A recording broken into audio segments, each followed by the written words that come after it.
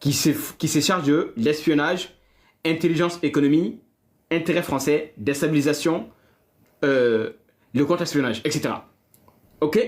Donc maintenant, comme la France a vu que ces enclos, ces anciennes colonies où la France où qui était la vache à lait de la France, dont le Sahel, le Mali, le Burkina, le Niger, l'Algérie et compagnie, les relations se sont beaucoup dégradées. Depuis quelques temps, les relations se sont beaucoup dégradées. C'est vrai, il y a eu des révolutions en Afrique. On a chassé les bases militaires au Mali, au Burkina, au Niger. Alors qu'auparavant, la DGSE, Service de renseignement français extérieur, avait des hommes dans les bases militaires, qu'on appelle le DRM, Direction des renseignements militaires. D'accord? Ils étaient cachés à l'intérieur, ils travaillaient avec nos militaires et ils faisaient en même temps le contre-espionnage et l'espionnage. D'accord? Ils donnaient des renseignements, ils faisaient des espionnages, ils faisaient des civilisations chez nous. Mais comme maintenant, qu'est-ce qui se passe? Maintenant, ce qui se passe, comme la France n'a plus d'antenne de relais, ni au Mali, ni au Burkina, ni au Niger, donc, y compris maintenant, les Maliens ont renforcé, avec les nouveaux hommes qui sont arrivés au pouvoir, les Assimi, les Ibrahim Traoré, ils ont beaucoup sophistiqué leur mode opératoire. Ils ont des appareils, ils ont fait des formations avec la Russie. Voilà pourquoi, chaque trimestre, tu verras le ministre de la Défense du Mali s'envoler, le ministre de la Défense du Burkina Faso, du Niger. Je vous ai montré la source, hein. Il n'y a même pas 2 semaines. Sadio Kamara, il n'y a même pas 2 jours. Hein. Sadio Kamara était en Russie. Hein. Il est venu à Bamako mercredi dernier. Ok?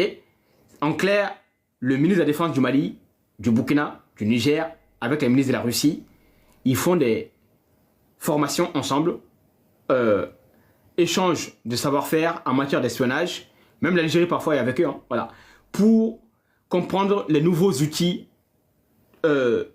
d'espionnage, sophistication des matériels d'espionnage, voilà, et aussi, parce que la Russie, elle est les meilleure, hein, le KGB même, il n'y a même pas 2 jours, hein, ils ont arrêté un fourgon ukrainien rempli d'explosifs hein, qui voulait aller attaquer l'aéroport Russie, voilà, c'est les services de renseignement russes qui l'a démasqué. Donc, on a appris aussi maintenant, comme on a des coopérations militaires avec la Russie, le Burkina, le Mali, le Niger, qui inclut la formation, partage de renseignements militaires, satellites, d'accord, y compris aussi défense mutuelle. Donc, c'est dans ce cadre-là, merci Dem, c'est dans ce cadre-là que les Mali, nos ministres de la Défense, rencontrent le plus souvent les ministres de la Défense russes. Ils font des réunions entre pairs et ils font mettre ce qu'on appelle en coordination et partage d'expérience sur le terrain, l'arme opératoire. Donc, Mali, fort de cette expérience, le Burkina et le Niger, voilà pourquoi maintenant, Burkina Faso, il n'y a même pas 1 an, a arrêté 3 agents secrets français. C'est une première. Hein? C'est une première que le Burkina Faso, qu'un pays africain, arrête 3 agents secrets français en même temps.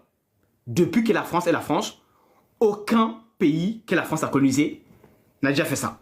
Donc, Burkina Faso a été le premier à arrêter 3 à 4 agents secrets français. Ça s'est passé au mois de décembre. Révélation Jeune Afrique, média français. Ok?